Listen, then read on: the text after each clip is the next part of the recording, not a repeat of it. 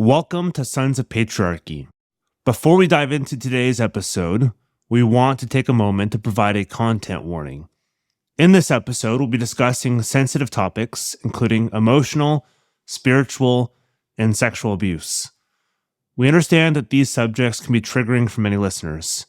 If you find yourself feeling uncomfortable or need to take a break, please feel free to pause or skip to a later segment. Your well-being is our top priority. We encourage you to reach out for support if you need it.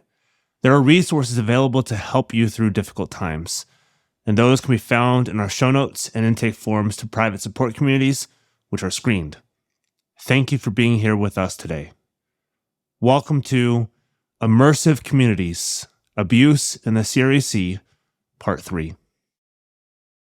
In this episode, we speak with three individuals: a former administrator at New St. Andrews in Moscow, Idaho, a woman whose formative years were spent at a CREC in Santa Cruz, California, and lastly, someone with deep family ties in Moscow with another story from Logos School. Let's begin with the former Chief Operating Officer at New St. Andrews, Tony Baker. Awesome. So my name is Tony Baker. This is my wife, Kimberly Baker, here sitting next to me. Say hello, Kimberly. Hello. And we originally came as students for the Masters in Fine Arts program with a focus on creative writing. And after about 6 months of living there, I was hired as the COO of New St. Andrews, Chief Operations Officer. You'd think someone hired as one of the top administrators at the college Doug Wilson started would have been enamored with the Moscow mood from the beginning of his infancy. But that's not the case. Was he aware of him at all before moving to Moscow? My radar was zero. So I was working on writing and I was self-publishing books on a pretty regular basis, and different people that were reading the material that I had, I was living in Yakima, Washington at the time, were like, hey, this is really good. You should apply for this program at New St. Andrews. And I said, what's that? And they said, oh, it's Doug Wilson's school. This is in 2021. And I said, who's Doug Wilson? And they were like, he's the guy that started Christ Church. And I said, what's Christ Church? And I think they kind of devolved into laughter, and we just said, we don't know anything about this. So we did a bit of research to figure out where it was. And it turned out that it was in northern Idaho. I grew up in southern Idaho, down in like the Haley, Ketchum, Sun Valley area. So we were very excited to go there simply because it was an opportunity for me to work on writing more. And it was an opportunity to live back in my home state again and kind of show my kids what Idaho was about. I will add, I have been doing the Bible reading challenge, but I didn't understand the connection between Christ Church and New St. Andrews and all of that. So right. You kind of, once you get there, you realize how many different things are connected or arms or branches there are. But from the outside looking in, I had no idea. Mm-hmm. And the Bible reading challenge, is that Rachel Jankovic's thing? Yeah, it's like the women's fellowship branch of Christ Church. I have been asked to be on the leadership on the Facebook page once we had been there. So I had been doing that for a few months before I just stepped back completely. Okay, gotcha. And let's be written. When you were doing that, we weren't necessarily aware that this is kind of all in the same ecosystem. By the time I was on the Facebook group in the leadership, I was very aware of how all the connections were happening. But up until we moved there, I wasn't. Though unaware of Doug Wilson, Christ Church, Canon Press, New St. Andrews, or anything else Moscow, Tony Baker was a writer, a great writer. His introduction to the Doug Wilson fanboy and fangirl club came through the Master of Fine Arts and Writing degree at New St. Andrews. Let's hear more about this degree. Well, I think our initial feeling was of excitement. So I was taking notes and reading through things during the day. But I think in the first year that I was there, the program was not going the direction the school had wanted it to. So the leadership over the program was removed and new leadership was brought in. So that was due to my experiences. And I was told by the person who was over Canon and the program at the time, Canon Press and the MFA program, which was run by Canon employees, that the feedback they had gotten from all students in those years was negative. And so they wanted to change the program to something else entirely. And when I say negative, I mean teachers that weren't prepared for class, assigning us literature that had lesbian poetry in it that was borderline pedophilia, and then claiming that they didn't know that they had assigned that book to us or what was in that book. Things of that nature, assignments not graded. I had people coming up to me a year later saying they still hadn't gotten a final grade for the book that they were supposed to write for the program, things like that. They were graduating, but they had no feedback on their program. So those were the kind of complaints that they were receiving at the top level on a regular basis. And this is at New St. Andrews, their master's program. This is at the master's level program where they were saying, this program's not working. We need to change out the leadership and bring somebody else in. So my first year was not great. I would say the second year was fine. While a student at NSA, Tony noticed just how poorly the college was run. They project academic excellence, but how was their structure, their operations? Tony continues. Sure. So one of the reasons that I was brought on is because I had former experience working in colleges as a director of operations or in a COO type position. So I'd done that job before. So there was a certain amount of professionalism that I brought to the workplace. And there was a whole bunch of things that they needed done at that time, whether it was beefing up the security that was in place. There was opening the new bookstore and the coffee shop. There was finishing up the remodel of the North Campus, safety and security issues, all these different things that I was sort of over. Generally, that job, COO, is over everything that's non-academic. So the day-to-day operations of the school, as well as capital projects. My experience was that there was a large gap in chain of command, where I was repeatedly in a situation where I was gone around or passed over.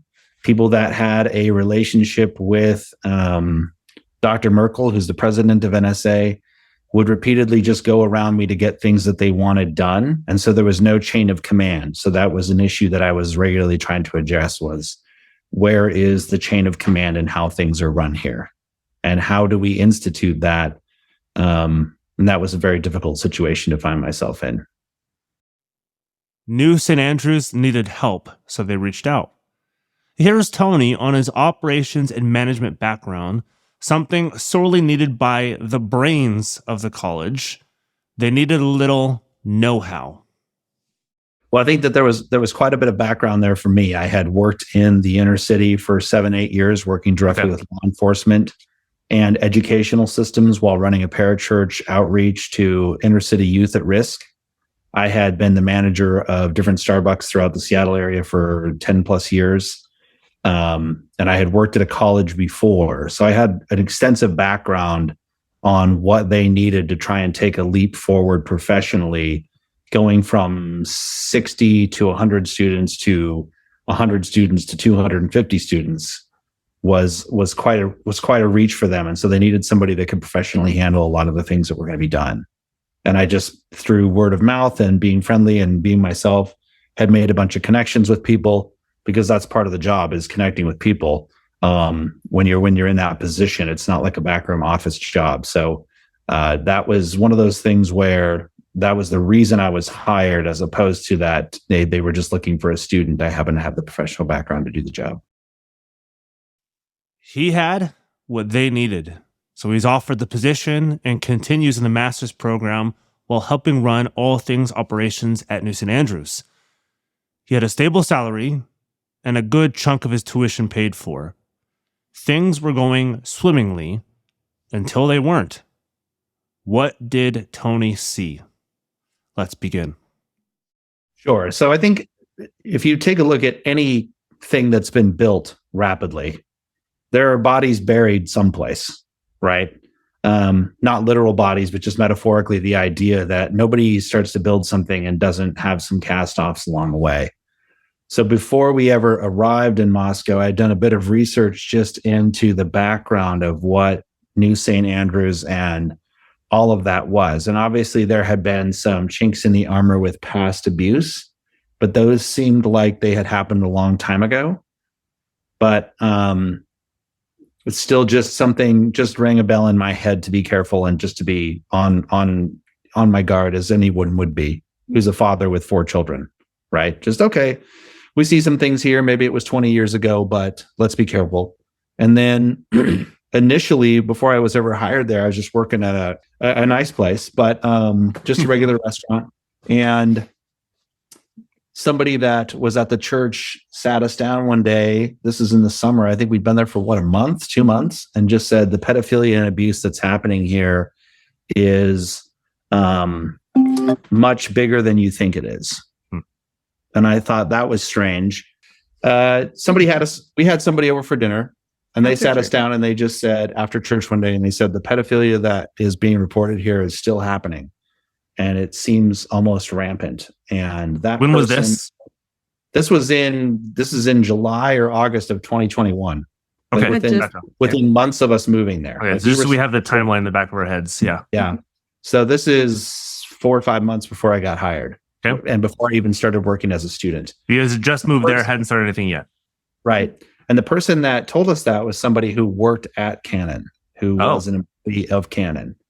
And so at that point, I was like, Kimberly and I sort of laughed, and we were like, oh, sure, these guys seem like the kind of people that you always meet first, who are like, oh, watch out, the building's on, there's always somebody that's a bit over the top in their presentation. But it still kind of made us think, well, okay, we'll just still keep being careful.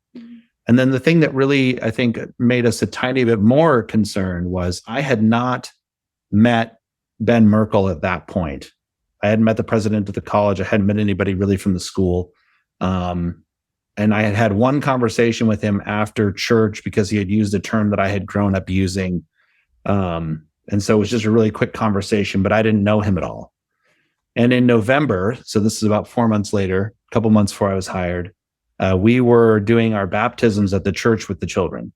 Mm-hmm. And we were sitting there in This is at Christ Church or somewhere else? This is at Christ Church. This is King's Cross. Yeah, this is King's Cross, which at the time was in the north campus of the NSA campus, right? So we were all getting baptized. So we could take communion. Yeah. Okay. And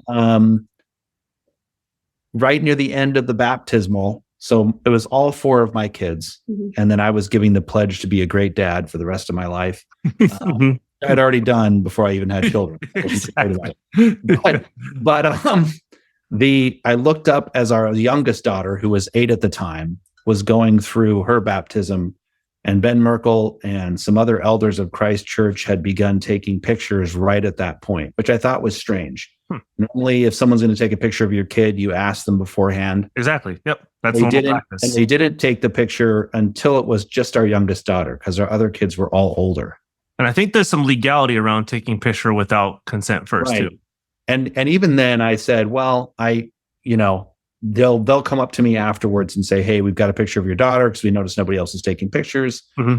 And that didn't happen. I waited till the end of the service and I approached Ben and I said, hey, I couldn't help but notice that you were taking a picture of my daughter during her baptismal. And he said, oh, yeah, I did that because nobody else was taking a picture for your kids. Well, I don't know how he knew that. Or why other elders were also taking pictures of my youngest daughter. But it kind of just triggered something in the back of me just to say, hey, what's going on here? And I was very nice about it. And I said, well, can you just send me the picture?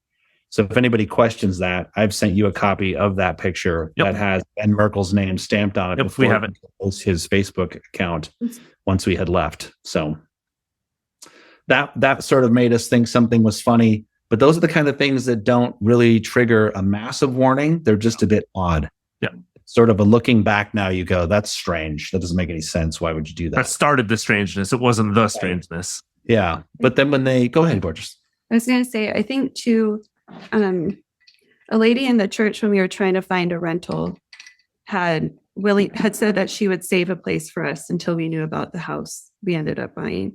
So we invited her over for coffee to thank her, not recognizing names, nothing, and thinking maybe she was a widow.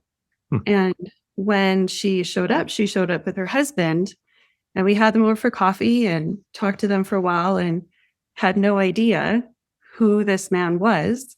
But but there was no warning of being careful. We had high school age daughters, and it was Jim Nance.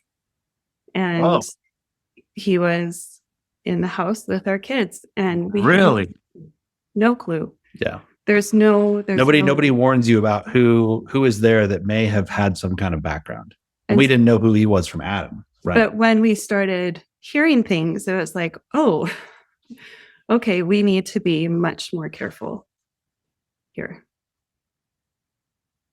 Yeah. So it was shortly after that I was hired at New St. Andrews because why wouldn't I take the job? Mm-hmm. And it was an opportunity to make hopefully some changes within to get things moving in the direction that they were wanting to go. And one of the first things I addressed was our lack of what appeared to be federal background checks on employees. Or I think they did one type of background check that may have been local, but I don't think that they were doing one that was federal. And that's something that I brought up that was sort of pushed aside that just was never addressed again. If you brought something up and they didn't want to do it, they would just not address it again. They would just kind of go by the wayside, which I became used to. And then what are we at? We're at the point where, but because I was head of so many things and wearing so many hats, one of them was security. Mm-hmm. And so I guess I started in March of 2022. And in July of 2022, we did what is called a CALD conference. The CALD conference is a big conference where a bunch of students come in from the United States. I think it's a couple hundred people over the course of 2 weeks and see what college life is like.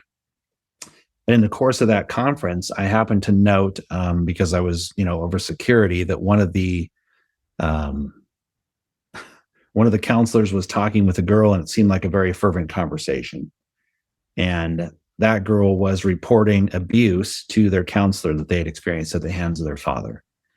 And that girl that was counseling her was actually Jemima Merkel at the time, Ben Merkel's daughter. So I had followed up with them because she and another male student were co-counselors. And I had just said to the male counselor, hey, it looks like you guys were in a pretty intense conversation there with this girl. And then in the next week, because I had addressed it, I was called into Ben's office and he said, hey, so I know there's some type of abuse going on here. And my first instinct was to say, because I'd worked with people for years, and sometimes in these situations, and sometimes it's a false report, and sometimes it's very accurate. So I was trying to be very careful. And I just said, is this the real deal? Or does this girl just need attention? Like, what's going on here? And he said, no, it's absolutely real. And I said, then you have to report this abuse to the police. And he said, well, we don't know if that's something that we should do. She's the last one living at home. Is it really that big of a deal? And I said, yes, it's absolutely a big deal, because if you don't report this, they just find other victims. Then the grandkids are next, I think is what I said. You start bringing the grandkids home and they become the victims of abuse. And Ben said, well, I'm not really sure if that's something we want to report. Isn't it something we should let the church handle? And that struck me as very odd, because there was nobody at the church that was a certified counselor to be working with kids or students or people that had been abused in any of those situations. I'm not even professionally qualified to handle that. Yep. Any abuse that I encountered in the inner city was an immediate report to the police. Yeah, I was about to say, you've done this stuff before. You've dealt with these things before. Right. So this wasn't like what do we do? Like, the answer is you knew exactly what you're supposed to do directly in front of you. So Ben said, okay, then I'll do that. I'll report it to the police. And so I waited a long time, I think 6 months, to find out whether or not anyone had reported that abuse, because sometimes those cases take longer to develop than others. And so over the course of that 6 months, I was still told by another party that was aware of the abuse that the church was going to be handling it. And that seemed odd that he had gotten that information. So in April of 2023, actually, really, it starts before that. In January of 2023, I sat down with Kimberly 6 months later, and I said, if I report this, if I go forward with this, it's going to be my job. And I said, they're not going to say it's my job, but that will be the reason. Right. And she said, I know. She knew that I wasn't even sleeping anymore. And so in April, after waiting what I felt was an extended period of time to see something come out in the news or something come out somewhere, because that type of abuse would have been immediately reported, because this girl had said it wasn't just her, it was her siblings before her. Like, it was a whole family pattern of abuse that had been happening. Then you should have seen some type of arrest or something along those lines. And nothing like that came out. And when I brought that up in April, that seemed to really upset Ben, who had already kept me at arm's length, because the question that Ben's asking me in the office isn't about, should we report this to the police or should we report it to the church and let the church handle it? The question is, where do my loyalties lie? Am I going to run to local government and tell them what's going on? Or am I going to let the church handle it? And I know that Ben and Doug and the powers that be see the church as the ruling authority and not local government. And you come to learn that in time. And so I understood that what they were really asking me wasn't about where should we report this, but they were saying, Tony, are you loyal to us? And my internal thought was, anybody who causes one of these children to stumble should have a millstone put around their neck and be cast into the sea. And my loyalty is to Jesus Christ. It's not to some city government. It's not to a church government. It's, what does the Bible say that I should be doing in this situation? So when Kimberly and I discussed that this would be my job, I said, well, then so be it, because I'm not going to allow, if I know something wrong has been done, for it to just continue without confronting it. And I think, Peter, you have the police report that I made when I left about 6 months later that says Ben did report to the Latah County Sheriff, Officer Jay Anderson, and I reported to the Moscow Police Department. Okay. And then Moscow reported that down to Idaho State Police, because the chaplain that works at the Moscow Police Department was a conflict of interest, because he went to Christ Church and had privy to the cases that were going on there. And that makes sense. That's according to the Idaho State Police detectives that I was talking with. What you also see in Ben's report, which he made a month after I urged him to go to the police, which seems like quite a bit of time elapsed. That should have been immediate turnaround. It should have been the second after. Right. At that second, the girl suddenly said that everything she reported was just a dream, and that she hadn't really been abused by her father. And also, furthermore, in that report, you see Ben going out of his way to stop his daughter from talking to a detective, Gideon Roberts, from the Idaho State Police, and even admitting to the detective that he had counseled his daughter not to talk to them. Well, then my question would be, if it's all just a dream and none of this really happened, why is there a problem that your daughter, who initially took the report as this girl's counselor, is unable to speak to the police? True. And why is she agreeing to talk to the police and then never actually having a conversation with the police? You've got the report there, and Gideon Roberts says he was unable to get her to contact him about just a dream. So there's a lot going on there that's out of order, or that should have been handled completely differently. And I think looking back and seeing those initial reports right before we got there and thinking, well, there's always bodies buried somewhere, and hoping that, well, 20 years later, you guys have figured this out to handle it in a godly, correct way of making a report to the authorities that God has placed over you, to say, yeah, there's abuse going on here. Yeah. And they still weren't doing it. Nope. And so that caused me to wonder, how many more times has this happened? And I can tell you that what I discovered is that I sat down with the police chaplain of the Moscow one, Rusty Olps, his son, Rod Olps, who is an elder at Palouse Fellowship, which is part of the CREC. And one of the elders there, Jonathan Edwards, who is Jonathan McIntosh, my bad. Jonathan McIntosh, who is one of the teachers at NSA and also an elder at Police Fellowship. Okay. And when I told them what I was going to report to the police, they didn't seem to think that that was a very great idea. But one of the things that Rusty or Rod, which one's the son? The son is Rusty. Rusty told me was that they had auditors in before to look at the sexual abuse cases, but that they had only looked at the ones that Christ Church had let them know about. which goes to show that there are a lot more cases out there than anyone's aware of. So how many times has someone been told the church is handling this and it's all just a dream and you don't need to worry about it? Yeah. Right. And he confirmed that. Further confirmation came from Jonathan McIntosh's wife, Annie. And I think I discussed this with you one point. Annie is the daughter of Christine. How do you say her last name? Lavereau? Lavereau. She is Doug's secretary for the last 40 years. So Doug's secretary for the last 40 years, her daughter, Jonathan McIntosh's wife, you can start to see how it's all interrelated, came and told us right before we left that if we went forward with the information that we had, that could tarnish or ruin Doug and Nancy's legacy. Now please don't. Yeah, so please don't talk. So this is his secretary. This is his secretary's daughter. Oh my gosh. Yeah, Okay. the wife of one of the professors at NSA. Yeah. Okay. And so she came to us, and I said to my wife, I said, she didn't come and tell us that the information we have is bogus. No. What we're talking about. Nope. She came and asked us not to say anything, which is nothing more than confirmation. Yeah. Right. Yeah. That's so you started seeing, what did you guys, I know what you guys thought, but just to tell people, when you started seeing this stuff, what was going through you guys' minds? What were you guys talking about? What was that like, knowing I've been a student here, I've been an administrator here, I've seen things, and now this is all kind of come into fruition?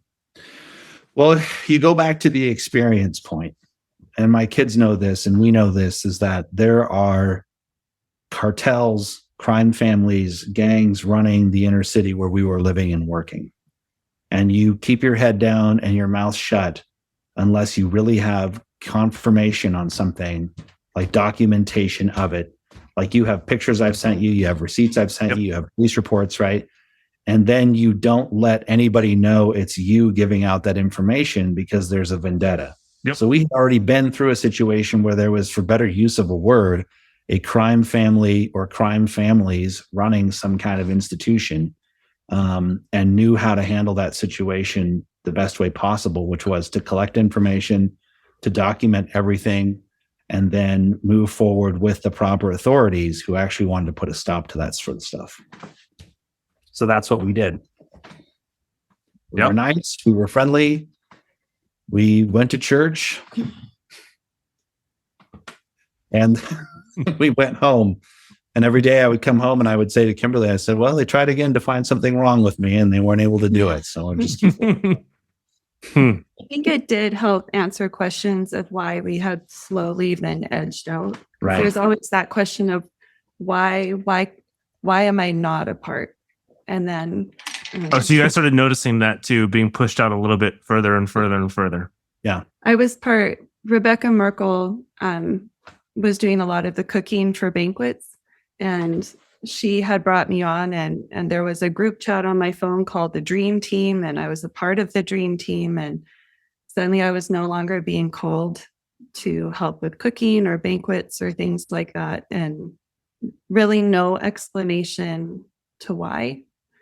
But we knew. We knew That January, the conversation wasn't just that I would lose my job eventually, but that we would be edged out on a social aspect as well. But we had experienced that before. So everything that we were seeing wasn't something we hadn't seen before. You're just changing the names and the colors and the shapes. Yeah. It just answered, it helped answer those questions that you just kind of sit with. I think Doug calls it stinking of disloyalty. Yes, he does. And I was glad to stink to high heaven. Yeah. Yes. I'm glad. I'm glad. All right. Yeah, which is, I'd much rather smell than be a part of what's going on here. Yeah. Check our show notes for the police reports and timeline Tony provided us. There's more under the hood in these institutions than you could possibly imagine. Tony experienced this, was hushed, and he left. Here's why. Well, there's a bunch of different things. And I think, one of the things I haven't even talked about is some of the financial shenanigans that went on there that you have recordings of, as well as you have receipts. But within a year of being hired, I had contacted people I knew professionally and said, hey, do you know where I can find a job? Is there any way that someone can help me get out of here, and do so as quietly as possible. I wasn't making a big advertisement, and we just began to pray that the Lord would release us from that job. And so we were coming up on our reviews, and I told my wife, I said, I'm probably going to get fired. They don't have any reason, and they don't have to give one, because the state of Idaho, the laws are that you don't have to give somebody a reason to fire them. You can just fire people without reason. Really? Yeah. There's no cause that has to be stated in the state of Idaho for you to fire somebody. So regardless of my position, regardless of all the hats I was wearing and all the things that I was doing, I knew that they were not wanting me there anymore. And it was blatantly obvious. They tried to get me to move my office to the basement. Just funny things like that. And I would just smile and go, oh yeah, I'm glad to do whatever, the thing is, and then quietly go about my day. I was done with my program. I had actually finished in March, about 6 months ahead of time. I had handed everything in that I needed to do. And the week before my review, a professor was caught showing pornography to a female student. Of course. And so there was an emergency meeting where they asked, how do you think we should handle this? Everybody obviously agreed. When was this again? What was the timeline? This is in August of 2023. Okay. After school started. 2 weeks after, two weeks after school started. I'm assuming this didn't make the news because I haven't heard of this, or I don't think any listeners have heard of this. And so what was told to the students was that the professor had made a moral blunder, right? Or that he was morally incompetent or something, insert nice sounding phrase here. But what had happened is that he was one-on-one with a student in his office, and he had flipped his computer around claiming that he was going to show them a math problem. And instead it was just chock full of pornography. And the story goes that he tried to talk her out of it when she seemed distressed and cautioned her not to tell anybody. This is coming straight from Ben's mouth, telling us this in the meeting. And and then she went and told her father. Her father called Jared Longshore, who is one of the deans of the college, who then called Tim Harmon, who is another dean of the college, who then brought Ben in, which then triggers the executive team to get together and make a determination on what should happen. And so it was obvious that he should be let go due to moral complications. And then he was awarded a job across the street at a different place that was also run by Christ Church in the same parking lot. So this girl that had already experienced this horrific trauma has the opportunity to see this gentleman each day. Okay, yeah, that's always good. He happens to be walking by. So it's just one of those situations where I could tell that the last thing on earth they wanted was for me to know anything about this. And so the next week, Ben sat me down in my review and said, hey, it was almost like he was baffled. He said, you have an amazing relationship with God. You haven't done anything wrong, but fundamentally you don't fit here. Oh, good. Yeah. I don't. Sorry. That's the nicest thing anyone said to me since we got here. Biggest compliment. Is that I don't fundamentally fit with you guys. Praise the Lord. Hallelujah. Yeah. But sorry, just butt in real quick. So the pornography being shown to the girl was not reported. No. And I don't know why that was not reported. There was also the issue of NSA didn't have enough money to get everybody their own computer at the time. So people brought in their own laptops. That I can understand. But that turned out too in that conversation that there's no firewall against pornography at NSA of any kind. And when we said, well, shouldn't there at least be a firewall in place? Everybody except for Ben said yes. And Ben's comment was, I don't see the reason to do that. People will just get access to pornography on their phones anyway, so it doesn't matter. Was sort of his, to sum up what his statement was. So it was not addressed to the students correctly, which caused a lot of rumors to fly around about what this professor had done. I don't know who the girl was. I can't give you a name on that, and I wouldn't if I could, because she's already been through enough. Yeah, that's her story to tell. Yeah, and I feel like if they had just fired him and he had gone someplace else, that would be one thing. But they did the same thing when you look at the history of it that they did with a guy like Jim Nance. does something at the school that he's not supposed to, and gets picked up by another Christ Church operative as quickly as possible because we profiled that story with Emily Dye earlier in the series. Because they have to control these guys. Once they've messed up, once you mess up, they have control of me. Right? That's what these people think. Once I make a mistake, now they can control me. And so, and I feel like the church and organizations know that. They would rather have a bunch of guys that they had control of than some loose cannon Jesus follower like me running around telling the truth. Because then that was the thing. And so I said, Ben, what does fundamentally not fit mean? Yeah. And his response was, I don't want to get into that, which I found quite hilarious. And then the next thing that happened was I said, well, Ben, how long until you want me to leave? And he said, well, and I said, October. This was like late August, November. And he was like, how about November 1st? And the next day I resigned and gave 2 weeks notice. And his response was, I don't know if I can find another operations officer that fast. And I said, well, you should have thought of that before you decided that I was mentally unfit. I don't know what he expected. You stayed there for much longer. It was 2 weeks and we were gone. Yep. We moved, we sold our house. And we sold almost everything. Yeah, we sold everything. We actually sold almost all of our possessions. And our joke was, I said, well, maybe the next group we find will sell us a fully furnished house. And that's exactly what happened. An old lady in the church was moving into a nursing home and she sold us her house and it's fully furnished. Oh, okay. All right. Like, yeah. Oh, okay. So we had no problem leaving. And I think that I would like to say, I don't think we feel like victims. Not at all. Like we're just eyewitness to. Yeah, absolutely. You just saw stuff. Right. And so it was just an eyewitness to a lot of the horrific stuff that was going on there. And within 9 months to a year, we were already trying to get out. And a lot of people are actually in a way trapped. Yeah. Like they would have conversations with us where they would say, hey, because of my contract with NSA, I don't want to go to CREC church, but my contract says that I have to in order to maintain my job. Right. So they didn't even want to be there either. And I would encourage those people, if they're listening, to that God always provides a way out. Yeah. And so for Ben to tell me like, hey, I don't want you here anymore, was me saying to Kimberly, then that's it. Then we can go. Mm-hmm. That's a clear indicator.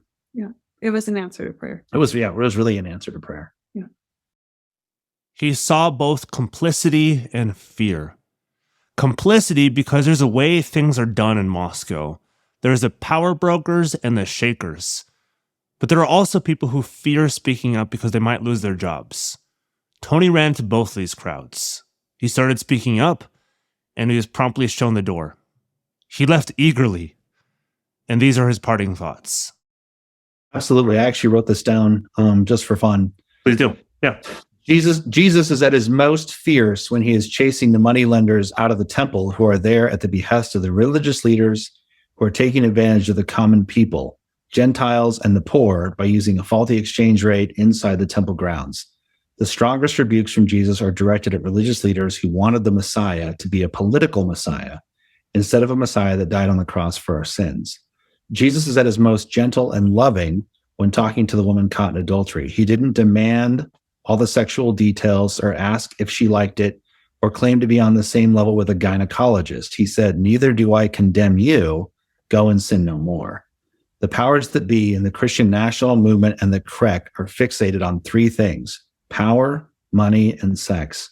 And the Bible strongly warns against following anyone who is reaching for those three things in John 2:16, 1 John 2:16, where he says, for all that is in the world, the lust of the flesh and the lust of the eyes, and the pride of life is not of the Father, but of the world. And so I would just encourage anybody who's hearing about, all these city officials and how to get into power in your community and all these things. Jesus never sought political power. Mm-hmm. Always sought the redemption of people through his death on the cross, and they're accepting him as Savior. And I'd be hard pressed to find anybody who's trying to become head of the library in the New Testament, like throughout the book of Acts, or get in charge of zoning, or all of these things. Like they rejoiced, they were abused for having loved Jesus instead of obeying political authority. And so to say like, well, we're going to take this nation for Christ can't be done through government. It can only be done by turning the hearts of the people back to Jesus. Beautiful words which reflects on a horrific situation. May the peace and justice of Christ reign. Now on to our second story, a survivor whose formative teenage years were spent at a CREC in Santa Cruz, California. Let's listen to her story. Well, my name is Kalina, and I was first introduced to the church, Church of the King, when I was about 13. I started attending with my mom, and we really liked it at first. We felt really welcome. People felt really warm. We could see there was a huge sense of community. They had a huge college outreach, so it was really fun. There was a lot of young people. It felt like there was an engagement every other week or even every week,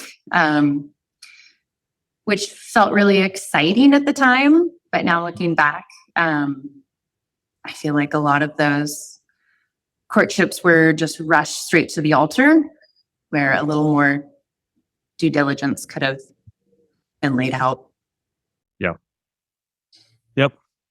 How did your mom first hear about the CREC or Doug Wilson? How did that even come about? So she didn't hear about Doug Wilson specifically. We found out about him after we attended the church. Okay, for a gotcha. What was his name? We heard someone on the radio. His name evades me right now, but she listened to him on the radio a lot, and he was going to be guest speaking at Church of the King. So that's what brought us there to start with. You will hear a lot more about Church of the King, CREC in Santa Cruz later on in this series. What was Church of the King like? What was its culture? Kalina continues. The church culture was really cool. We really liked it. There was potlucks it wasn't every Sunday. I think it was one Sunday a month. And we would be assigned to a certain elder's home, and they would host it. And so you really got to know the people well from those events. And we had psalm sings and an assortment of classes throughout the week. And what I noticed was we kind of just became totally immersed in the church, and then less and less outside people were in our lives. And I think that went for most of the people at that church. Yeah. Was that intentional, or was it just kind of the way the church culture worked, as you got more enmeshed with this and less enmeshed with everything else? Looking back, I think it was very intentional. Okay. Yeah. A vibrant community is a joy, a safe harbor during the storms of life. An immersive community is different. Though it may not be explicit, these communities begin closing the fences around you, wherein tight-knit connections between families of the church become your only interaction with anyone during the week. Implicitly, immersive cultures teach you who to hang out with and who to avoid. And in Kalina's case, who to date, who to marry, who to fall in love with. That would be one thing if it was two consenting adults over the age of 18. It's an entirely different case with what happened to her. Kalina explains. So, like I said, we started attending the church when I was 13. And at 16, I was asked out by a man who was 26 at the time. And that felt a little unsettling to me. He's a member of the church, correct? He was a member of the church. So he had seen me since I was 13. And he was 23 when you were 13. We'll yes. keep that up front. Yes. And I mean, I definitely was more mature for my age. I carried myself well. But I mean, I was a kid. So Yeah, you're underage. So it's no matter how mature you presented yourself, you're still underage. yes. And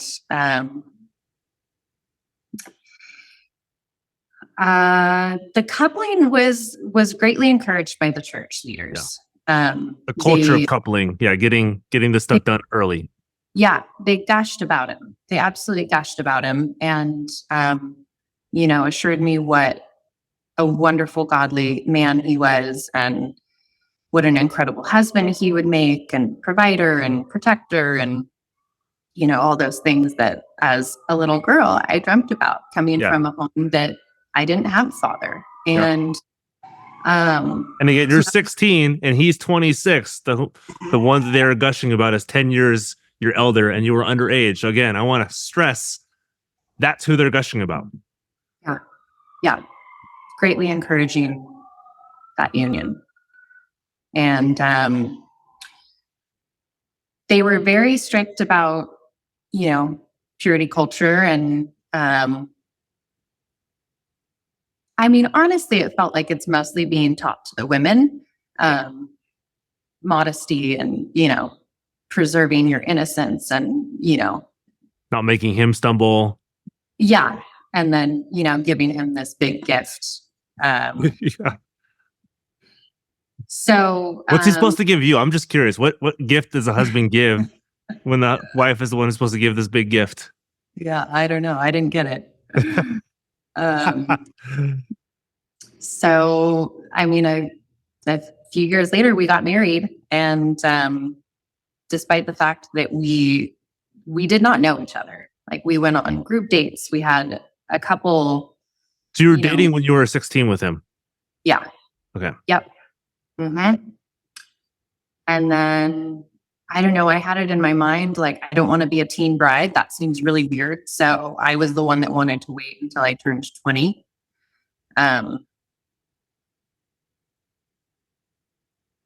don't know. It's weird to look back and say these things.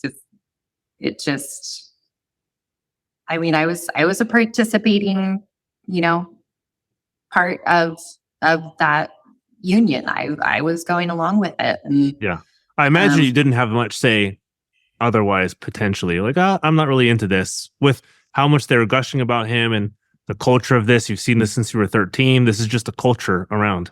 Yeah. Yeah. And, everyone was getting married. Everyone was, skipping to the altar. So it seemed normal. Yeah. And even the elders of the church or the leaders of the church were telling you, this is the guy I think we want you to marry. And so it's not so like, yes, you had in some way, shape, or form, in the minutest way possible, agency, of course. But when it comes from church leadership and they're saying, hey, this is the guy, and that's what they've done for everybody else, you're like, maybe you didn't think this at the time, but you don't really feel like you have a choice at that point. Like, well, I guess that's what everybody else does, so it must be what I have to do too. Yeah. It sounds weird to say that I didn't feel like I had a choice, because I did, but I don't think I was brave enough to say no. And I was a kid. What did I know? I was looking at these leaders who were, basically second to God, and were giving me all the information, and I took it. Yeah. Were they aware about your kind of family history too? Single mother? Mm-hmm. Yeah. No father? Okay. Mm-hmm. Do you think there was, this is pure speculation, but do you think there was anything of them was like, oh, she's got no father in her life, and so maybe this guy who's a little bit older can kind of play that a little bit? Probably. Maybe subconsciously. I don't know. It's really, I never think I thought I had father issues growing up. And then, throughout my years and years of therapy, I discovered a lot. And I was ripe for the picking. Yeah. How did your husband present himself to you? Even thinking 26 to a 16-year-old later on. I mean, there's all sorts of stuff about him wanting to date somebody 10 years younger and underage. How did he present himself to you? I mean, he was very handsome. He was very funny. He was the life of the party, you know. And he knew the Bible really well, and it really seemed like he had a heart after God. So I was definitely attracted to all of those things. He was the first person I ever dated. I had nothing to compare it to.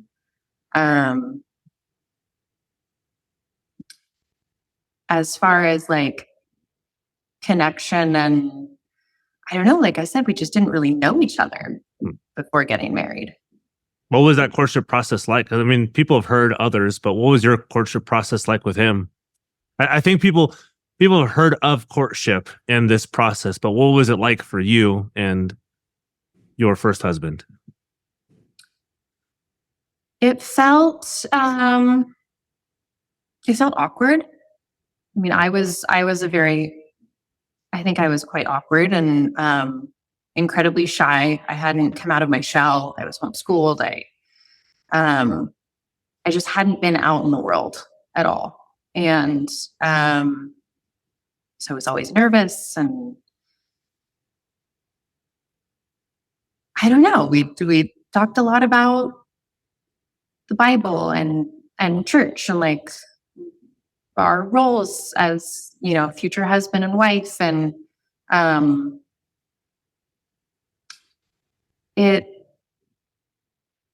don't know. It felt like we were getting ready for a contract, looking back.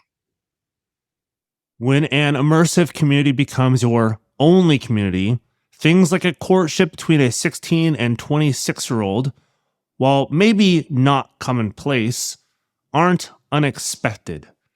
When engagements seemingly happen weekly, this is a cause for joy, not concern. The Dominion mandate practiced all across the CREC and in patriarchal churches across the world is be fruitful and multiply. Best practice young. When this community is all you know, questioning is not just difficult, it's not in your vocabulary. So how did Kalina start questioning what was happening to her? If you're listening with kids in the car or at home, I would advise you to pause here and wait till you're alone or with other adults. We continue. I started noticing things at the church that just, I don't know, it just didn't sit well with me. Doug Wilson became like bigger and bigger, and I could feel his influence more and more. And, I read all the books and all of Nancy's books, and anytime my husband and I would get into it, he would pull up one of Doug Wilson's sermons and like shove the laptop in my face to, get back in line, get some wisdom back in me. Yep. Learn how to respect. So I just felt like the vice grip was kind of tightening at the church. And I started noticing things that I didn't like. Like for potlucks, we would have them at the church afterwards. And like all the women would take the children and, prepare all the food and set everything up. And like they're juggling between 3 to 10 children or 12 children. Yep. As the men were like having whiskey and smoking cigars. Just hanging out. At 11:30 a.m. And I would just, it was way before I had kids. And I was just looking at that and just, I don't know, that just didn't seem right to me. I didn't like that. And there was one family in particular who was counterculture with that. And the dad was incredibly involved. And the wife leaned on him, and they were a team. They were a clear team. And so I was drawn to them because I was like, that's what I want. And I would hear chit chat about how she wasn't doing enough and she was like letting her husband pick up the slack. And that really, I did not like that. So just little comments like that would come up and I could just feel it. I didn't feel safe there. I wasn't at home with my brood of children. Little did they know the issues that I was having at home and why I was choosing not to. But I was out in the world and I was working and I always felt like I got a little judgment from that. I feel like the only allowable career for a female would be like a teacher or something. So I felt a little looked down upon. And I just felt there was a huge lack of grace being taught in the church. And, righteous judgment was being taught, like keeping each other accountable, which there is a certain amount of, accountability that comes with, being a human on this earth. But it felt, I don't know, it just felt nasty. And I heard two of the kids one day talking about how they had seen two men walking down the street holding hands. And these were young kids. And they were talking about how disgusting they were. And just went on and on about that. And that's not the environment that I wanted to raise my kids in. I want them to love everyone. And not talk poorly like that. Yeah. So stuff started mounting with the church. And I mean, anything I would read or listen to with Doug, like his disdain for women and his grotesque misogyny would just come through with every word. And had enough of it. As far as what was going on in my home life, pretty immediately after I got married and moved in with my husband, there were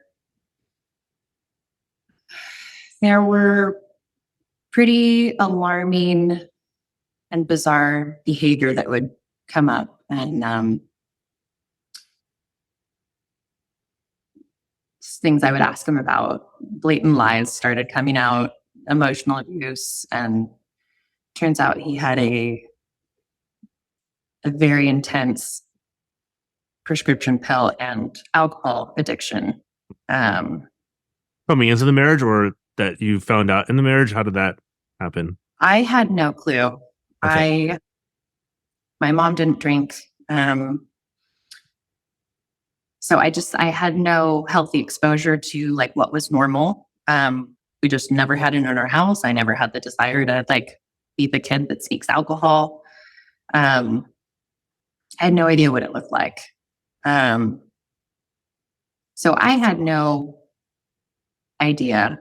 I've since heard that it was definitely going on before I got married. So they were aware of it?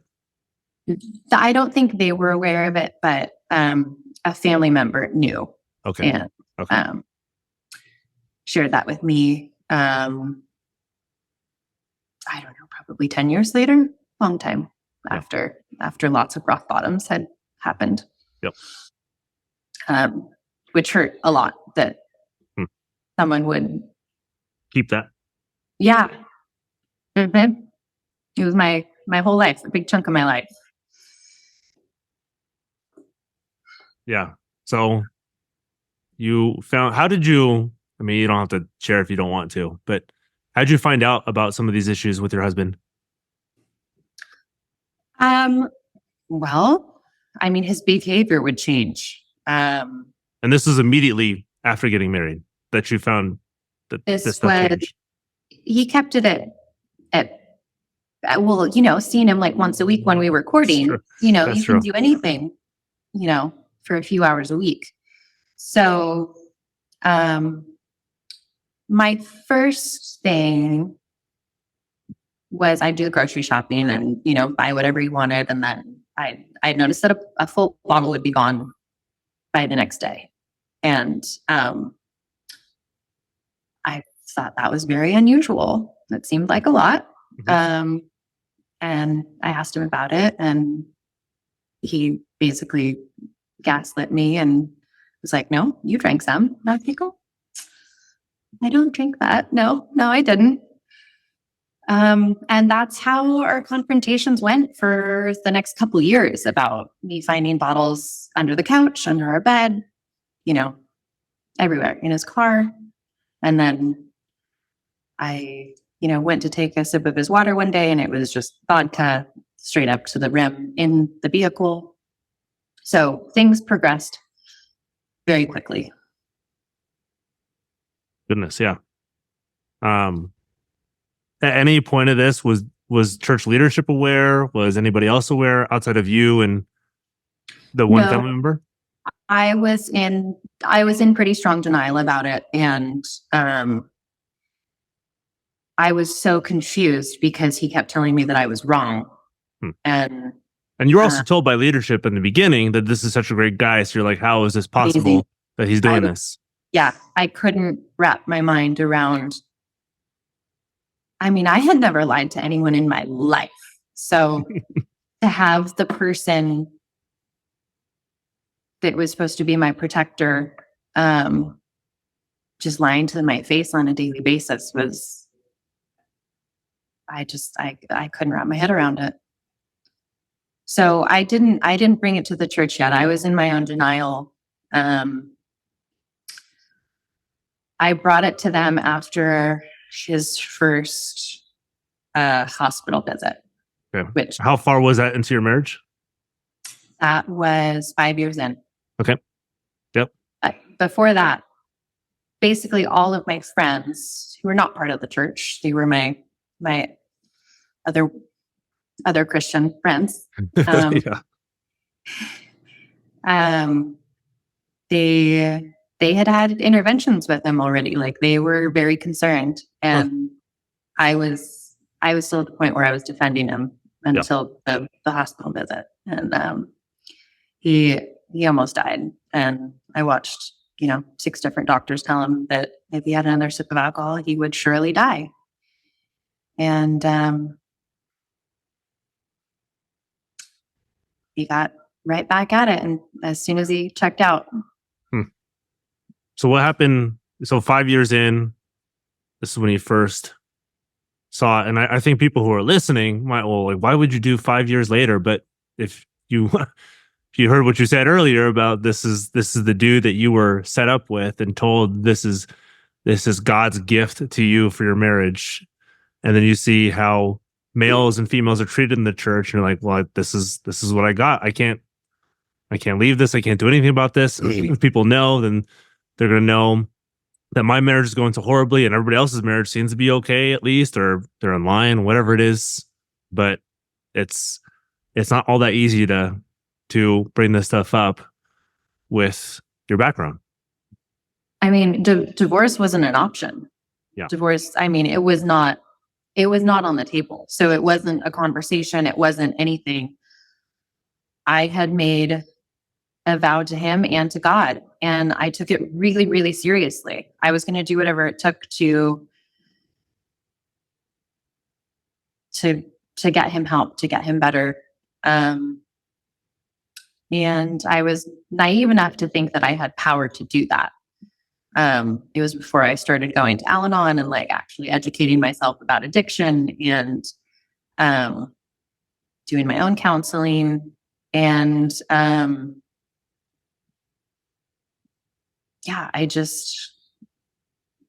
thought it could get better. So I thought, with the help of the church after his, they were praying for him every week during his recovery. And did they know why he was in recovery? I told one of them, one of the others, I immediately got in trouble from my husband for saying why he was in the hospital. He forbid me to speak of it. But I mean, You want him to stay alive, so you want to figure out some way to get him back. Yeah. yeah. Kalina rightly questioned. 10 years her senior and approved by the elders of her church. A man she didn't know and wasn't sure she wanted to marry. She saw problems early on in the marriage, and those only expanded and turned malicious during marriage. So when she voiced her concern to the elders of the church, how was she treated? Let's just say if he had gone to the church leaders with the same list of issues about me, I would have been in a world of hurt. Okay. But they responded by basically saying that I needed to just keep being a loyal, respectful wife and be long-suffering, pray for him, keep doing what I was doing, and my behavior would transform his heart, and and it would reflect in his behavior. I was also asked on multiple occasions if how often I was doing, wifely duties, if you know what I mean. The uncomfortable question to ask. Which is shocking. We've heard it from other people on the series. Yeah. But the fact that that's the question they have when you bring up alcohol abuse and everything else, like, well, are you doing your part? Yeah. Are you making him happy? Yeah. Because if he was happy, he wouldn't be doing this. Yeah. So how they handled it, I don't think they handled it well. A few of them took him to lunch. And a few people, I don't even know how many elders got involved with it, but I know a couple of people, just men from the church, took him out too. And he was a good talker. He could, he could fake it and cover up. And they were like, well, had a great talk with him. I think, he's on the right track, just a little bumpy. And yeah, they thought that was a fix. A couple lunches. Okay. Did they refer him to maybe you should go to rehab, like Alcoholics Anonymous or anything like that? Nothing? No counsel for anything like that. I finally was able to get him to go to counseling with me to an outside guy in the area who was known for, just being really great with marriage counseling and referred by a lot of friends. And I mean, it didn't go well. The guy asked, I think it was the second session that we went to, and he stopped talking. He's like, why is she with you? Why should she stay with you? And he didn't have an answer. And the counselor was like, I just want to see you. We need to talk about addiction. We need to focus on you and your behavior right now and handling this. And, she can beat it for a little while. And he never showed up to any of his appointments. So that was, time after time, I tried to make progress, and I just couldn't. Yeah. I'm gonna ballpark that those who are listening, maybe their question is, well, did the church know the extent of it? Because surely if they knew the extent of his drinking and his addiction, they wouldn't have reacted the way that they did. Because there's no possible way that a church would react that way to addiction. Nobody knew the extent of it. Okay. Not even my closest friends knew the daily life that I was living. It was embarrassing. It was what was happening inside my walls was so egregious that I felt ashamed. I didn't want to, spread that around. And he was also in such a low space, clearly, that I was still protecting him. I was still enabling behavior with protecting all the details. And so I probably should have been more forthcoming. But after the first reach out to them, I mean, they just had no clue about addiction. You can't pray it away, or you need Yeah. you need some major help. Nor does a submissive wife be even more submissive, and then that's the trick. Yeah. It falls on her. His attitude and demeanor, his addiction and his health, his anger and outbursts fell on her countenance. As long as she was submissive and demure and available for all wifely duties whenever he so desired, her marriage would repair itself. You could go on and on and on. No matter who approached the elders, guess who the burden lays upon? So, what happened? Not until the end, shortly after that, let's see, was it shortly after? I think right after that, my mom passed away unexpectedly, and just my life turned upside down. So I was dealing with some really extreme trauma and grief from that. And for a while after my husband's first hospitalization, I thought he was sober. There was a 6-month period where he was telling me that he was sober, and so we were in that phase where I'm like, okay, he's doing it. It's good.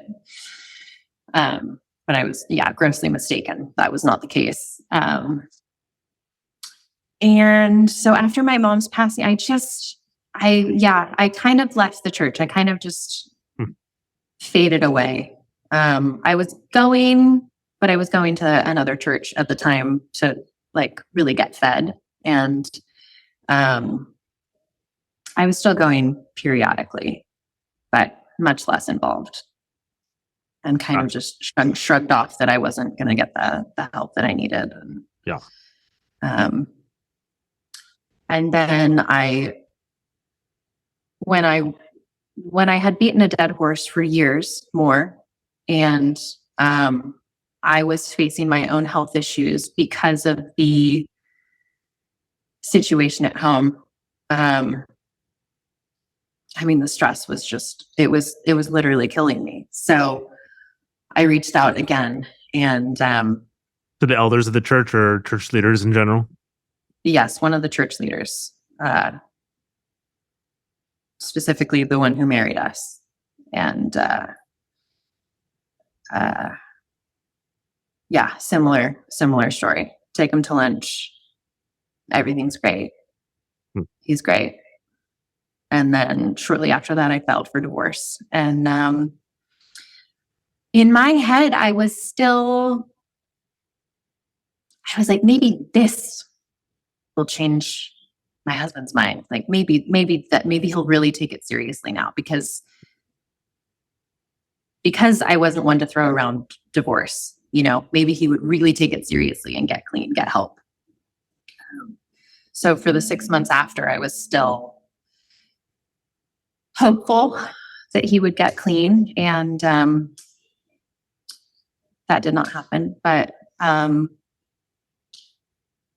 the one who married us called, and he begged me to get back with him, and not asking any. During our conversation, he mentioned that he had never had a couple get divorced that he had married. So part of it, his reputation was on the line. Mm-hmm. Yeah, part of it felt like that. And he asked to appeal to my quote unquote better self. And I didn't understand what that meant. I couldn't fathom. I started thinking a lot more about Jesus and his heart. And, he was seeing what I was going through every day. And he wouldn't want that for any of his people. It was just when there's no attempt for betterment in one part of the party and the other one is just getting dragged over the coals day after day. I mean, I'm only human. I couldn't do it anymore. And I knew that in my bones by the time I filed for divorce. And so no one was going to change my mind. And if they tried to appeal to my quote unquote better self. Yeah. How did the church feel about you filing for divorce? I don't know. I was gone by then. Oh, so you didn't hear from them at all?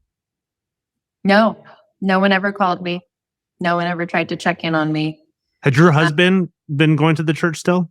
He hadn't been going to church at all, but he immediately started going back and to do some damage control, I think, because I heard some very unfortunate stories about me and why I was leaving. And what were they saying?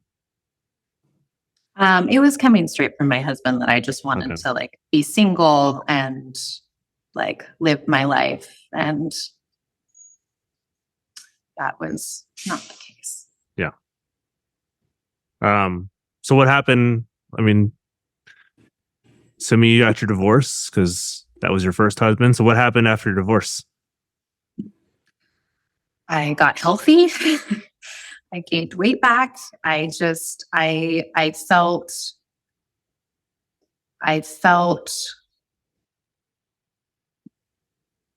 free. I felt like I could start piecing my life back together. I was journaling a ton. I was going to so much counseling. I was focusing on my mental health and my physical health. And it was transformative. It was wonderful. I mean, it was so tragic in the way of I had to wrestle for a really long time about my, did I have proper grounds for divorce and, letter of the law. And I was wrestling with that a lot. And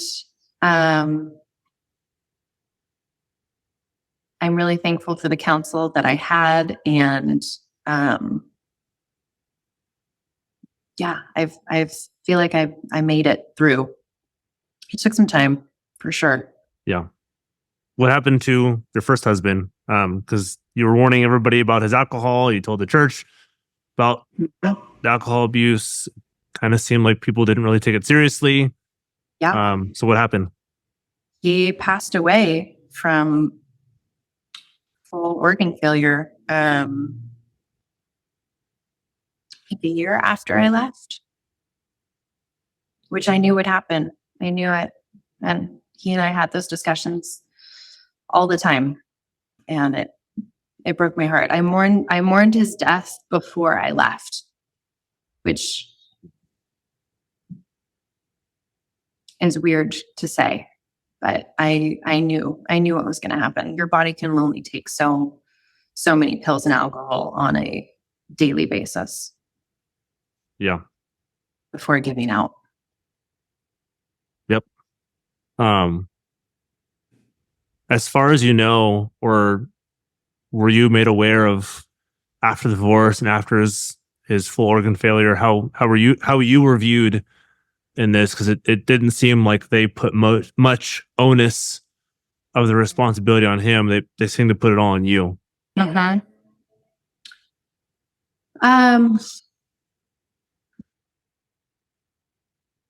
It was a really weird time. It was a really weird time. I went to his funeral. I know his family was very, I think they were grappling with their feelings towards me. about leaving. I know his father was pretty angry with me, but I went anyway. So I'd been with this person for 13 years. And only one person who spoke. It was a 3-hour long service, and only one person got up and spoke and named me and acknowledged that. I don't even remember what he said, but he just acknowledged my presence and said a couple kind things, and was definitely supportive. He is no longer with the church. She finally got out. You can hear how she longed to work on her marriage, but the pull of the bottle was too strong for her husband. She had warned everyone, and yet no warning was heeded. She was shunned because she spoke out. And now that she's out, and has been so for years, what advice would she give to those interested in a CREC? Run. Don't get involved. I mean, listen to your gut. Like, I feel like you can be part of something like that and keep it at an arm's length and like filter through the opinions for yourself. But what I have seen with this church is you're either in or you're out. So if you're not part of the in crowd, then get out. And I mean, that's not what we're supposed to be doing. We're supposed to have disagreements and can have arguments and discussions and be okay, because at the end of the day, we love God and we love Christ, and like that is the non-negotiable. Mm-hmm. But all this other stuff feels just very silly to waste so much time on. I had never been taught to listen to my gut and trust my gut, which I believe is the Holy Spirit. And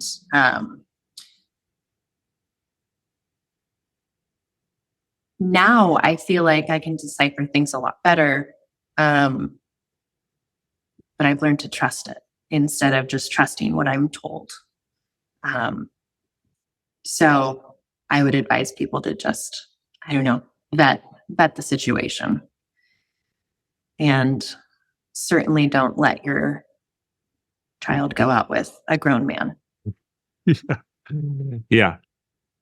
Should be obvious. And unfortunately, it should be. In these churches, it is not obvious. In fact, it is encouraged. Yeah. My mom was a wise woman, but she made some she made some pretty big errors in that department for sure. I'm just curious, and this before I get to my second concluding question, which is similar. Why do you think they wanted a 26-year-old with a 16-year-old in the first place? Like, what is the reason behind wanting somebody who should want somebody who's around his age, who's interested in an underage girl? Like, that should have been a red flag before anything else.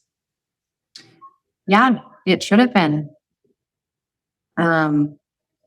It really hit me one day. I was in my business. I was chatting with someone who was 16, a boy who was 16, and I was 26 at the time. And at the end of our conversation, I was just like, oh my gosh, that was the age difference.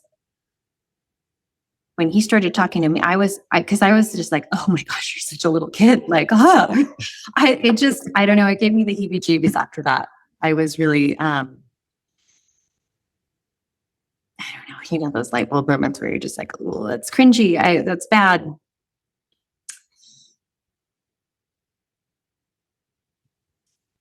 I don't know why the church, I mean, it's all over our world, you know.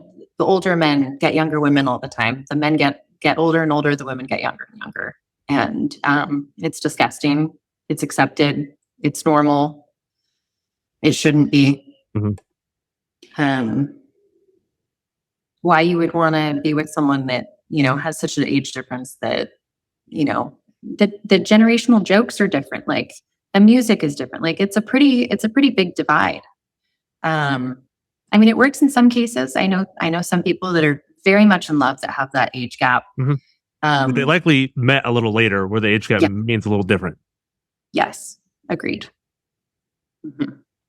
Yeah, I mean, I don't know. I think a big part of the church was preserving the innocence of the bride. Really, I really do, with these short courtships, and they wanted pure brides. That's my Gotcha. opinion. Yep. Yeah. We've heard that a lot. We've heard that a lot and a lot and a lot. What advice would she give for those stuck inside? Maybe another woman who finds herself stuck in a courtship she doesn't want. Yeah. I think in the long run, if you have a check in your spirit, it's a lot easier to make the hard decision up front than live a really troubled life.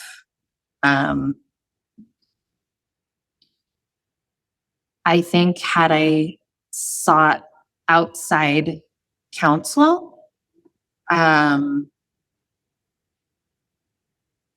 wasn't so immersed with just the community of the church, I would have gotten some feedback that would have been helpful. Like the shock of the age difference at that time, I think would have rattled me more, because I had it in me, but it was buried. And I think if I had some extra acknowledgement from the outside, that would have been helpful. And you've got plenty of time. There's no need to rush into something. That's a huge, but should be a lifelong commitment. There's no need to rush into it. And our last story of the episode has us back in Moscow, Idaho. This woman has family ties in the area, as you will hear, with a story strikingly similar to that of Emily Dye from last week. Let's get to know her. Thanks for having me. I'm Callie Cole. I was born and raised in Christchurch. Doug Wilson baptized me, I think together with my grandpa, Fred Cole, when I was 5 or 6 years old. My dad is a current teacher at Logos School and was throughout my life. And my mom, I believe, is currently the librarian. And my brother is an editor at Nate Wilson's company, Canon Press. A family heavily involved in all things Christchurch and Canon Press. What was the culture like at Logos, where she attended school? I think it was the culture, and not only that, but in school, we watched so many older movies where there was, it was a time period movie, and there would be older men marrying younger girls. I think that we were led to believe that all older males in the church had authority and like an extra connection to God. And they were safe. But we couldn't trust our own minds and our own bodies really around members of the opposite sex, as I mentioned, as early as at a really young. I gave an example of the 4th grade, but there are so many stories that I could tell where parents would say, like, you can't hang out with him, or boys sit over there, girls sit over here. We don't ever want people to think the wrong thing of us, and we just didn't know as little kids without any kind of idea of what a healthy marriage would look like. we didn't know what was bad and what was not. And so it was my oldest sister that I mentioned. She ended up being just very quickly leaving our family, getting married, and just like she was gone.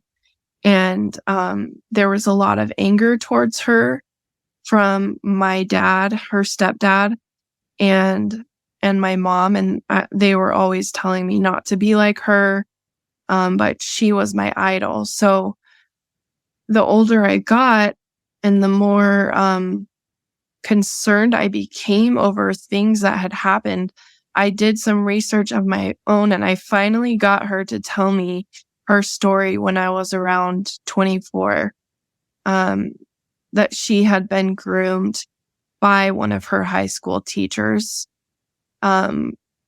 between ages, I believe, 16 and 18.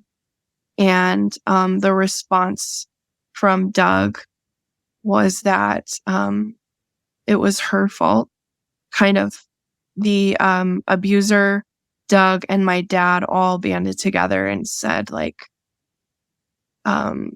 basically that an underage girl was more guilty and more accountable than a much older married man for the abuse, the sexual abuse that he and stalking and harassment that he did to her while she was a student. And that's the worst part about that was that when my sister would come visit, I remember her crying because she didn't want to go to church with us as a family. And I remember she didn't really say negative things about my parents, but the fact that they didn't react when they did find out what happened to their daughter. I was a mom of a daughter by then, and hearing that was really, really shocking and really sad. Now for the trigger warning again. What you're about to hear is not for the ears of minors. Here's a little bit of Callie's story with Tom Garfield. As an adult, as I was working through reasons that led me to be in recovery, I found a history of inappropriate relationships with older men. And specifically, there was, I'm going to use the words inappropriate for now, but there was an inappropriate contact and talking between me and the then superintendent, Tom Garfield. It from about kindergarten up, I had an awareness of I often felt like his favorite. I received postcards in the mail from the staff and teacher. When they would have a staff meeting, they would send out a postcard and say, "The staff prayed for you this morning," which is really scary with the level of control they were allowed to have, such as calling kids into the office and spanking them without letting their parents know. But Tom Garfield always signed my cards and said, "You're such a beautiful and smart girl." I had another family member, an older sister, who no one liked. She had a reputation of being a wayward woman, even just as a teenager. And I remember seeing him act really kind to her, and they were always talking and laughing. And so as I grew up, coming into the 6th grade, I had nothing but just thinking he's a funny, kind of crazy older man. Around the 6th grade, I remember his attention changed to more based on my physical appearance, comments on my physical appearance. And it was kind of well known by all of me and my classmates, like he would make suggestive comments towards girls older than us. He would, when he saw someone who he thought was looking good, he would bark like a dog or neigh like a horse. It sounds absolutely ridiculous to say that out loud, but that is in fact what he did. He wrote his own history book, which was taught in the school, and he was also the drama teacher, and I was in a lot of plays, so he had a lot of freedom to talk about the female body of historical figures, talk about what he thought looked good. And at the time it was like kind of gross, but it was also attention that I really, really needed. So often these women are asked, why didn't you say anything? Why did you take so long to speak out? Why are you trying to take these faithful men down? If you heard our episode with Sarah Steinkorb 2 weeks ago, you know. Here's Callie's recollection of when she knew what happened to her wasn't just a jolly teacher who's affectionate towards the students. Well, in my gut, it was there all along. When people would get bullied, when people were serious, when my classmate was seriously hurting, I believe he was being abused by his parents, and he was expelled. When many, many children that I cared about were either physically spanked and hurt or shunned, treated differently. However, I have to say that I was in a position of privilege. And this is why I mentioned Fred Cole being an elder. My grandparents, throughout my childhood memories, they were amazing to me. They're one of my best memories. But I remember them every Christmas, making a Christmas treat for the Wilsons, being they were important to them. My dad, although he never really fit in with the other men in the church, he was the son of Fred Cole, and he was the 5th grade teacher. He was held with high regard, and he was also there at the school.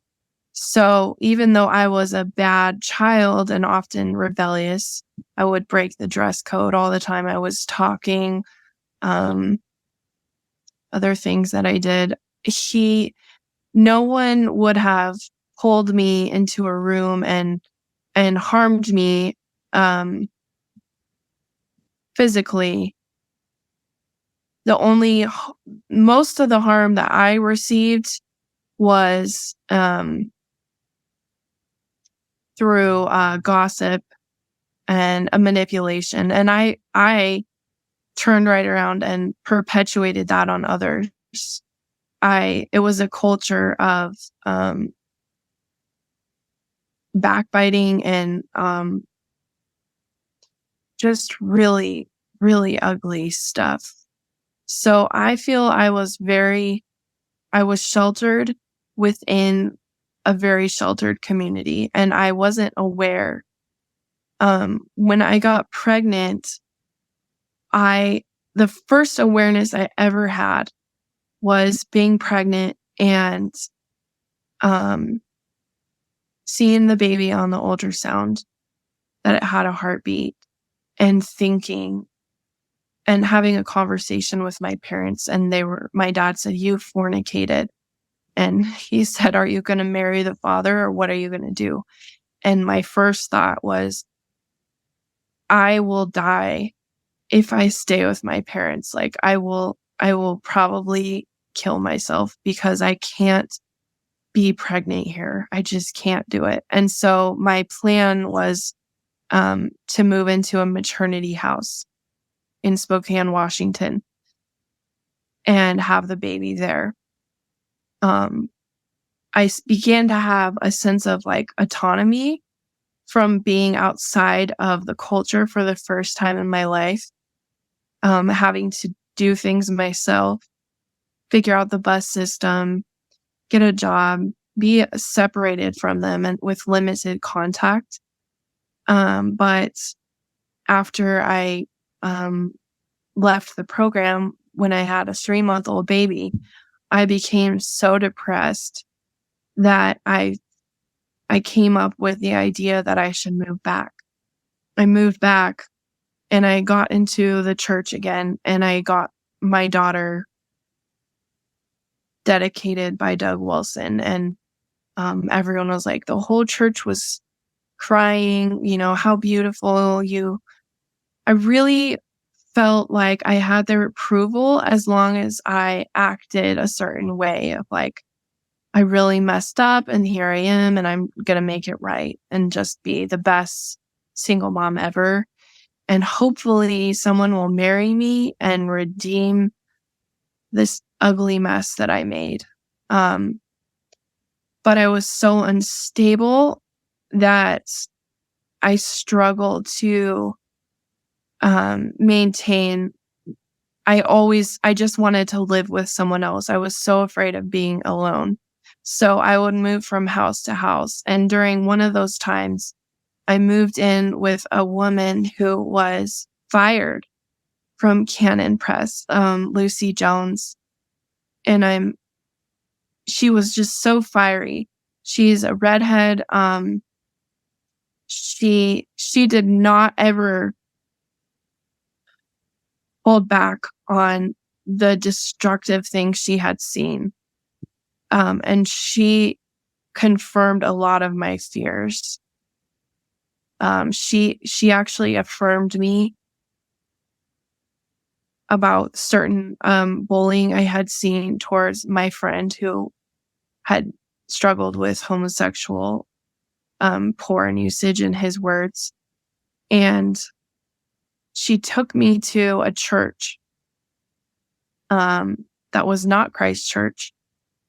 And I saw a community of people who were different, really different, not legalistic. And at that time, I had been receiving help from the Deacons Fund at Christ Church because I didn't have medical care for my daughter. And so I would ask them, can you pay for her to go to the doctor because she has an ear infection? And when they saw that I was going to a different church, they said, sorry, we're not going to support you because you're not going to our church. And that was just like an undercurrent of discomfort. I started feeling really uncomfortable. Like I had one foot in the community and one foot out. And I was so scared to try to think on my own.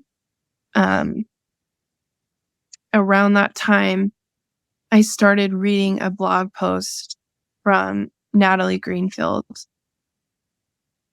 And she shared that she had been sexually and emotionally abused by Jamin White. And at the time, I just remember thinking, why wouldn't you want to know this? Like, I'm going to share this. She deserves support. And when I did that, and then a whole bunch of other people started investigating and writing articles, and they were blog posts. And so I would share that. And at that time, I received an email from Doug, and he said, in his words, you need to mute your online criticism of the church, or else. It was more descriptive of that, and he also included the phrase, I'm not threatening your job. But it definitely felt like a job threat, as well as just kind of that visceral reaction of fear. You're doing the wrong thing. Something bad is going to happen to you. Now the question is, like that posed by Emily Dye, why did no one do anything about it? They shipped Tom off like they did Jim Nance, but the punishment was light. Why did no one stop him?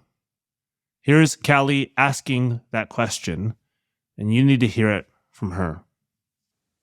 I remember around 11th grade, I believe in my mind, I believe that a parent made a complaint about Tom Garfield's physical touch. He had gotten like extremely handsy with not only me, but others as well. I believe a parent complained. I hope that a parent complained, because after 11th grade, he stopped completely. No touch at all. And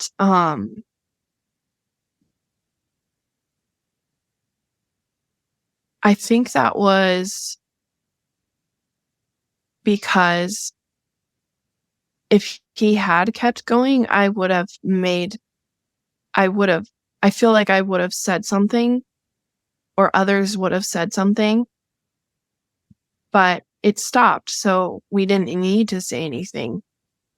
And again, it was, unfortunately, that was not the only older man in the church who was, inappropriate towards me and other girls. It was just normal. And like I said earlier, it wasn't until I had a daughter that I realized if I saw him do that at school, if I saw him do what he did to us all the time, I would run across the room and punch him in the face. And it was just kind of shocking, like having this realization, why didn't anyone do that for me? I remember I can't remember what. Oh, I was working. So at that time, I had started working through a healing group with others, and I started to share that with them. And one of the women in my group became extremely upset and triggered because her nieces were going to Logos. And so she asked me if I would be willing to file a police complaint. And there was another person involved who was willing to make a statement. And so I believe I remember speaking with a police officer and them saying, there's not really anything we can do. You know, this was years ago, but she took my statement and the other girl's statement along with her and her husband's own thoughts and submitted it to Logos leadership. And there was absolutely no public acknowledgement of why, but an email went out to the church saying, after years of excellent leadership, Tom Garfield is stepping down from Logos and he's going to start his own school, which he did. When she came to terms with what happened to her, she began noticing a trend. And it started with social media. She found a post by Natalie, now Angel Greenfield, and shared it. She found another post by another woman and shared that too. How did the church respond? When was that or you may not be able to give an exact month and date, but around what time Did you see this post from Natalie Greenfield and share it and receive the email from Doug? 2015. Okay. I also received other emails from women who were formerly supportive of me because I had chosen to keep my daughter and raise her as a single mom. And they said that they felt attacked. They felt personally attacked by me. They one lady in particular kind of just shared, always knew you were like this when I saw you in the bathroom at church when you were 15 and you were looking at yourself in the mirror. I thought, she is so self-centered. And now I know that's true. Just so extreme reactions from them. My dad was so angry with me. He said I was letting out the dogs of war. And another person emailed me and said, in the Bible, it says that we're not to air dirty laundry. Don't gossip about other Christians. I was very conflicted, not convicted, because I believed in the Bible. I believed in God, and yet I saw evilness in the church. But reading those reactions made me feel like I am sinning. And like I said before, that feeling of always being a sinner and always a bad girl, it was so prevalent still on my life at that time. So it caused me to really wonder, did I do the right thing? And I did stop posting about the church. And I went into a secret group of people who had left the church. It was top secret, so no one knows who we are. And I found out more and more that was so relatable to me that it was like, no one could have made this up. There's a real problem here. I'm not crazy. Callie knows the culture, this church, this school intimately. Listen to her as she talks to those who might be interested in traveling to Moscow to join this Christian community. If you want to maintain your ability to think for yourself, don't go there. Your need for community is so valid and so real. But this community is a deception. And it looks really good on the outside to the point of even I have considered going back many times. And every time I have gone back, I've become even more aware of what evil is lurking beneath it.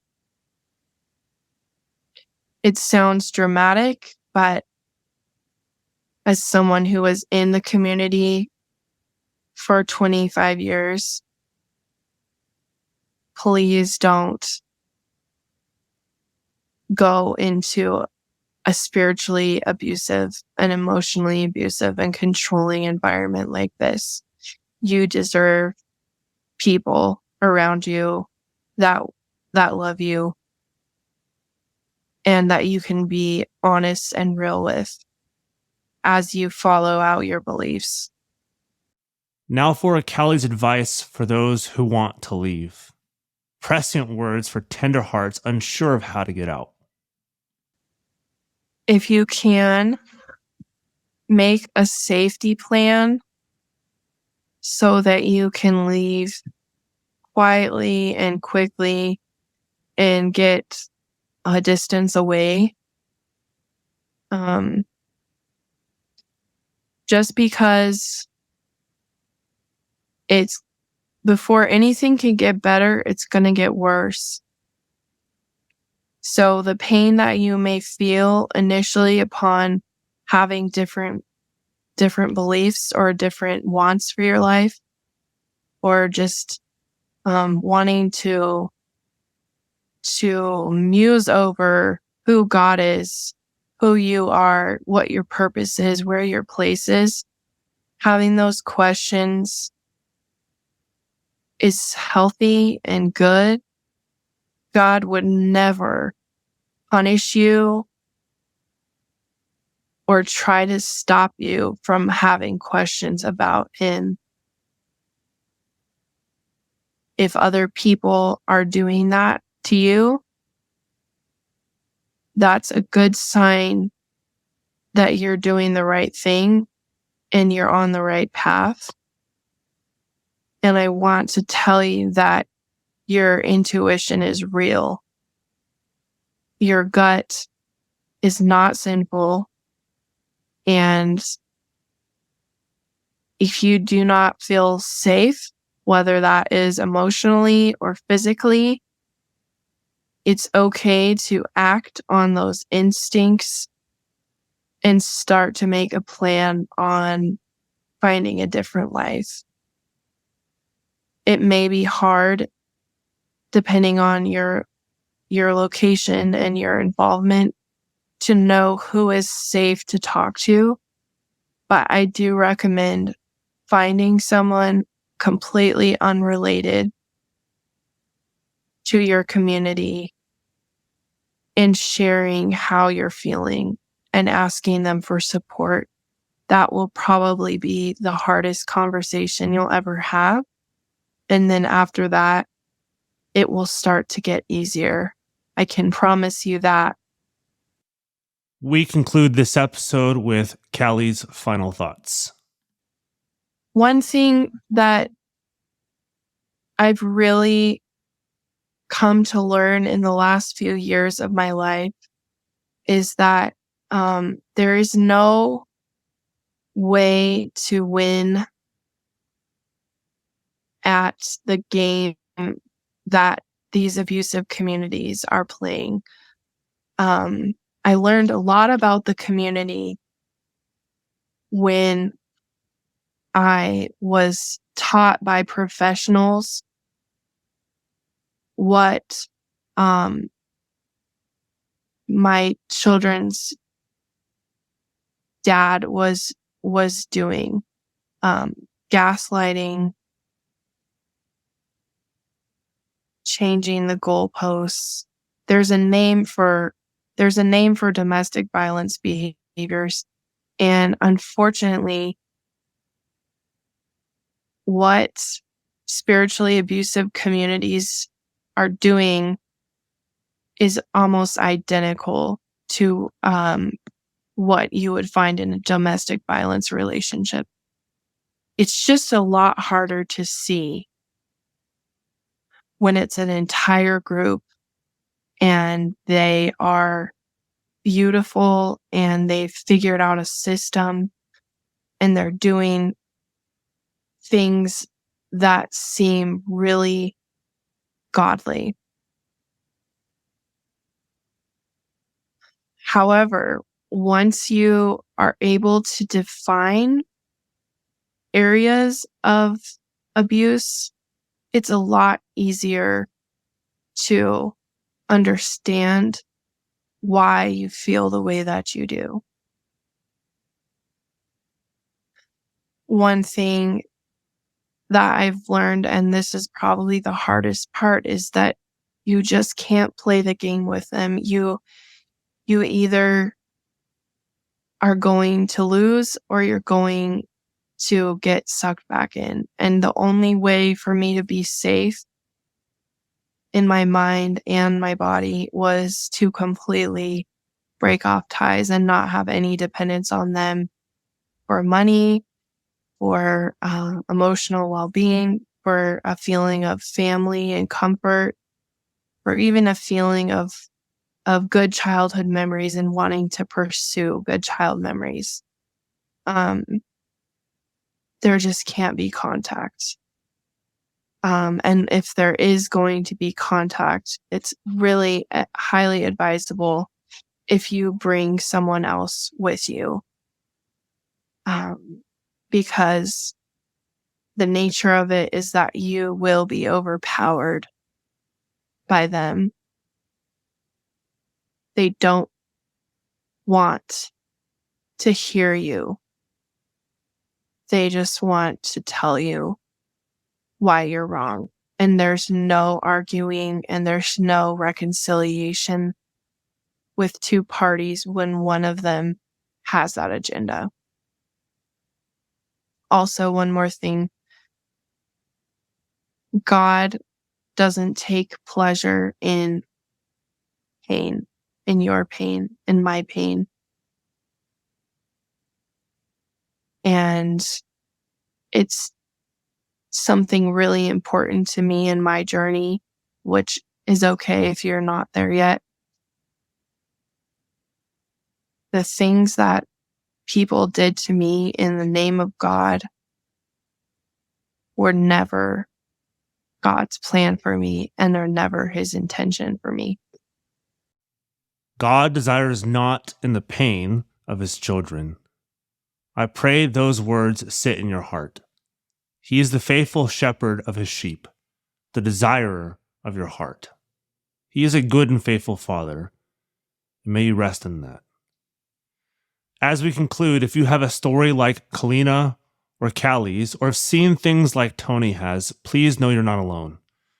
Know we care about you, and many others do as well.